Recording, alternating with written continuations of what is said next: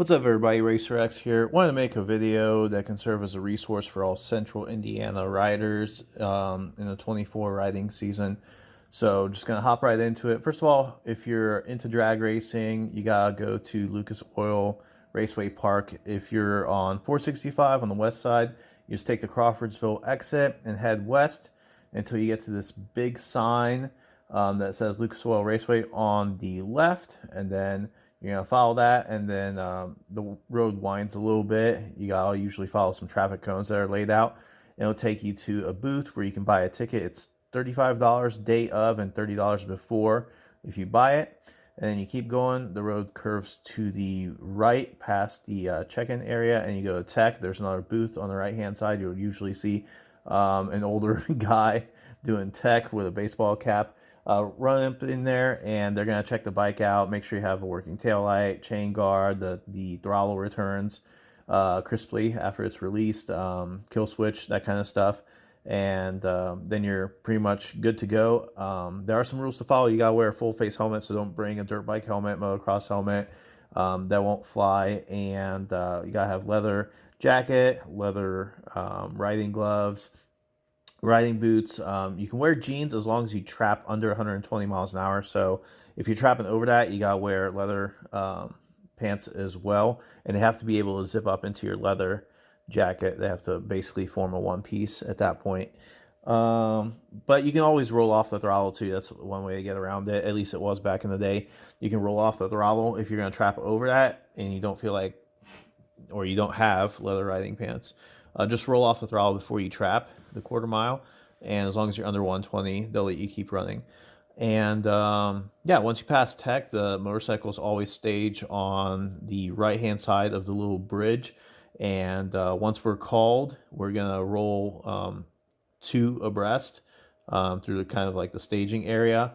And once we get a little bit closer to the actual starting line, there's a place where you can do burnouts to warm up your tire. If you don't want to do a burnout, you can just roll around the right-hand side if you're in the right lane, or the left-hand side if you're in the left lane, and skip the burnout box entirely. And you're going to basically wait for the guys in front of you to do their run. And once they're done, they're going to pull you forward. The marshals, rather, are going to sing you to move forward. And then there's two staging lights that you got to hit at the very top of the tree. They're both yellow. So the first one's the first beam, and the second one's the second beam. Once the second beam lights up, then you're staged and you're good to go. And then it'll do a quick countdown. It'll be 3 sets of yellow lights, top yellow, middle yellow, bottom yellow, and green light. If you jump to start, you'll get a red light immediately, so you'll know. But if you get a green light, you make a clean start. And then you just send it down the quarter mile and have fun and see what the bike can do. Once you're past the trap at the end of the quarter mile, you're going to take a left and get your time slip from the timing booth. If you miss that turn off on the left-hand side, don't worry about it. It's not a big deal. There's a second one. You just keep going a little bit further and turn to the left at the second turn off, and then follow the road up a little bit to the timing booth where they have the time slips. Pick up your time slips. It'll give you your reaction time, your 330 foot, your 1/8 mile, quarter mile, your trap speed, stuff like that.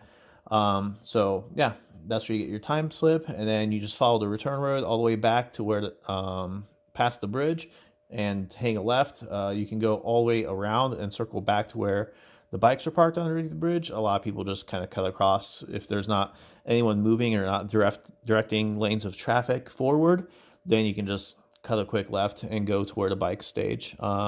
So yeah, that's pretty much Wild Wednesdays at Lucas Oil. I'm gonna put the dates here too, so you can check it out. So yeah, if you like drag racing, definitely give that a shot. It's a nice, safe, legal place to explore what the motorcycle's capable of.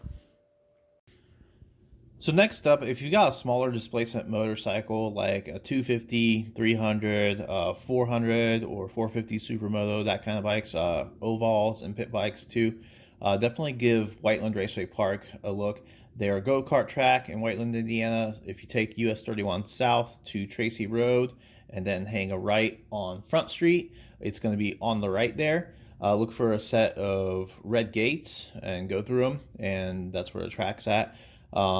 It's fantastic alternative to full-blown track days because it's a lot less expensive. It's like $40 for a day compared to 2 to 300 for a regular track day. Also, you can do a year pass for $300, so it kind of like averages out to $10 a day at that point, which is a really, really good deal. Now, you do have to be aware that you can't always get the track to yourself. You have to share it with go-karts, and the guys do a pretty good job of rotating people around.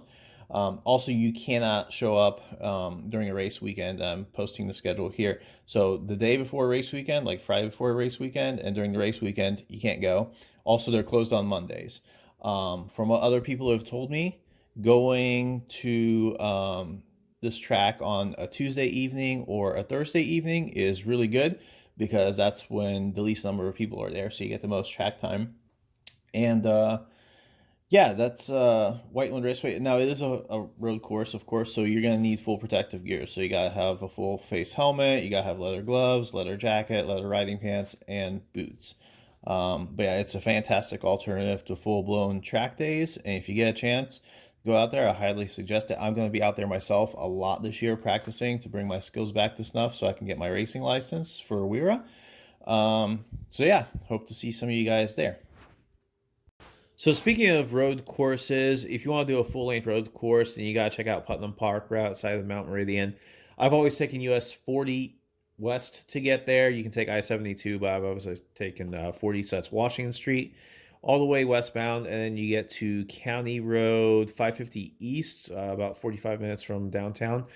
If you start there and you're going to take that south, and you know you're on the right road because we have a bunch of rolling hills, and the track is going to be on the left-hand side. It's got a bunch of white picket fence around it, and then on either side of the entrance, there's signs that say Putnam Park Road Course. So go through there. Each track day organization runs their track days a little bit differently, so definitely pay attention to the riders meeting at the start of the day and learn what flags they're using. It's pretty ubiquitous these days. Green for green track, yellow for caution, black for black flag. Either you're unsafe or there's something wrong with your bike. But yeah. They've done a really good job upgrading the facilities recently. It used to just be kind of gravel out there, and now it's nice and paved, and they've got garages. It's really nice, actually. But yeah, coming out of the pit area, you're going to go to the hot pits, which is right on the side of the main straightaway, and you go there when they call your group. So it's like beginner, intermediate, and advanced, usually 3 groups. And yeah, when they call your group up, you stage, and then they're going to set you off almost Isle of Man TT style. Every couple of seconds, they're just going to tell a rider to go.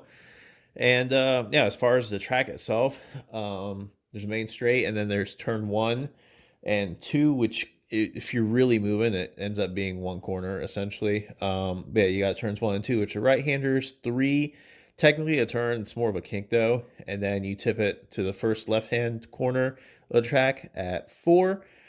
There's a short straight. They accelerate to 5. Another right-hand turn. This track's mostly right-hand turns. And then 6, which is another kink kind of turn. You're really on the throttle a lot. And then you're going to be up to the bus stop, turn 7. Slow down. I think it's the slowest corner on the track. So you're braking hard there. And that's another right-hander. And then you're going to a very short straight down towards Dead Bear. It's the second left-hander of the track. And then after 8, it's another short straight to 9, 10. And 9, 10 are very similar to 2 and 1, and that it almost becomes one corner when you're really going fast. You just kind of lean the bike over and let it just run its line. But then you're back on the main straightaway, and that's a lap of Putnam. Make sure you bring spare fuel when you do a track day. If it's your first one, it's something that no one told me. My very first one, the fuel consumption's nothing compared to what you do on the street. If you're riding on the street and doing corners, you are not used to going through fuel the way you will go through fuel at a track day, because you spend so much more time at wide open throttle. It's insane. So definitely bring a spare can of fuel. You will not make it on one tank, that's for sure. Yeah, otherwise go out there, have fun with your friends. And also, if you're interested It's like $200 to $300 depending on what organization's running the track day. For a track day, that's without the cost of tires and maybe tire warmers is also a good thing to consider investing in if you're going to do a lot of track days, to keep the heat cycles down on the tires and just keep them warm from session to session. That way you're not going out on cold tires and have be a little bit sketchy at the start. If you're going to be doing a lot of track days, definitely think about joining the club that Putnam Park has. It's basically a members only track day kind of thing, and they have cars and bikes that go out there, and I'll put details on that here in the video. Definitely outside of my budget right now for sure, but if you got deep pockets, then check it out. Like I said, it's really cool. They have a bunch of these member days throughout the year, and you can also use the garages when you're a club member, and I think they have like catered lunch around noon or something like that, or maybe it's dinner. I forget which one it is. Yeah, definitely very cool. And if you got the money for it, consider checking out a membership to the Putnam Park Club. So yeah, that's track days at Putnam Park. So if you're looking for something that's a little bit more chill, more relaxed, I'm gonna share with you guys a route I used to ride when I first got into motorcycles. Basically, it's great for cruisers. Also, if you have a sport bike, you can do it. But just do me a favor, don't like send it at 100% if you're gonna be out there, because it is a public road ride. There's stuff that's unpredictable, just from other people driving their cars, but also the conditions on the road. There have been times where there's been a random break in the road.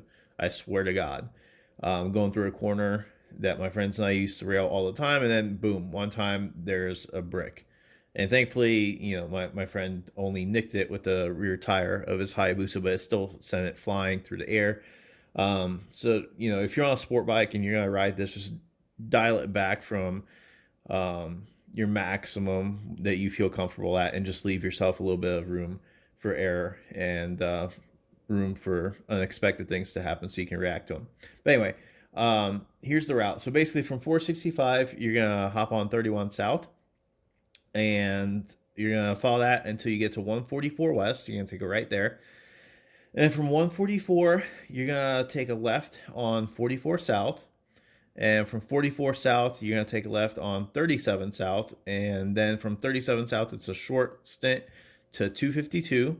Take a left there, and that will start taking you down towards Nashville. So you take 252 all the way to 135, and that's when it starts going from east to south, I believe. And then you take 135 all the way down to Nashville. And there's a BP, if I remember, I think it's a BP at the tail end of Nashville. There, you're going to take a left at that stoplight and continue on 135 South. And then you take 135 South all the way to the Story Inn. And then you're going to take a left at the Story Inn and continue on 135 South. And then you're going to take a right on 58 West after that. And then 58 West, you end up taking a right on 446 going northbound. And I think that it's going to take you up towards, I forgot the name of the lake. I think it's Lake Lemon is the name. But you end up heading north towards there. You cross over the lake. And then from 446 north, you're going to take a left on East 3rd Street. And then from East 3rd Street, you're going to take a right on 46 North. And from 46 North, then you take a right to 45 Northeast. And from 45 Northeast, you're going to go back to 135 South. So that's basically the old Brown County loop. There's also an Orange County loop that we used to back in the day, but I honestly do not remember what route that was. And I'd have to go ride a lot more. Hopefully I do get a chance to ride a lot more this season, and I'll put that out there. Also, if you have like a smaller displacement bike that's not so good through fast corners, like my DRZ doesn't have the motor to really fly through some of those sweepers, 45 is an excellent road for just slower and smaller displacement motorcycles. So if you want to just do that on 135, you can take 45 instead of waiting towards the tail end of the loop. You can just head to 45 off of 135 and just do that back and forth, back and forth. It's a good road. Just, like I said, it's unpredictable. It's public road. So scout out the road maybe the first time you roll through it. scout out, just see what the conditions are like. If there's gravel, sand, anything weird, fallen trees, that kind of stuff. Scout out the road to make sure it's good, and then you can up the pace if you're trying to do some sport riding. And if you're a cruiser, or you're just cruising, just enjoy it. I mean, it's so beautiful, especially during the fall. Man, it's so beautiful during that time of year. But a great ride, no matter what. So yeah, that's my Brown County ride. I hope you guys get a chance to check it out and have fun and enjoy it. And please just always bring a friend, because you never know when things can go wrong. And it's always better to have a buddy that can call 911 if the worst happens, instead of having you in a ditch by yourself. So yeah, just bring a friend. Safety in numbers. All right. Last but not least, stunt riding. Stunt riding is very simple. It's invitation only in Indy, and the reason for that is basically the lots where the stunt guys practice, they're hard to come by. Like, good industrial space that's open and unused is rare, and you just don't want some random squid going out there and chucking his brand new leader bike into a wall and blowing it up, trying to chase a wheelie at 150 miles an hour. That's not what you want at all, because it ruins it for everyone. So the guys are very selective about who they let practice with them during lot days. Your best chance, really, if you're into stunt riding, you want to practice, is meet up with them for a street ride sometime. Just run into them in a circle and ride with them. And if you're not a tool and you're a cool dude or girl, then ask if you'd be invited to the next lot day, and they'll tell you where it is. Otherwise, sorry about your luck, but it is what it is. All right, guys, so that's the video. I hope it's given you some ideas about fun activities you can do with your motorcycle here in central Indiana. If you have any additional questions, feel free to follow me on Instagram, racerx.85. I'm also on TikTok, same handle. And one last thing, if you guys like this content and want to help support me, I made some t-shirt designs for Valentine's Day that are motorcycle themed. So if you got someone special in your life and they love motorcycles, check them out. Maybe you like them. It'll help support the channel and help support me, because I lost all my sponsors in 07-08 with the mortgage-backed securities crisis. So basically trying to get this thing up and running and self-sponsor this time via social media. So if you like the designs, help support me. And I'll be making a lot more in the future, just motorcycle themed stuff for the holidays and just in general motorcycle themed t-shirts. So yeah, thank you very much for watching, and stay safe out there. Take care.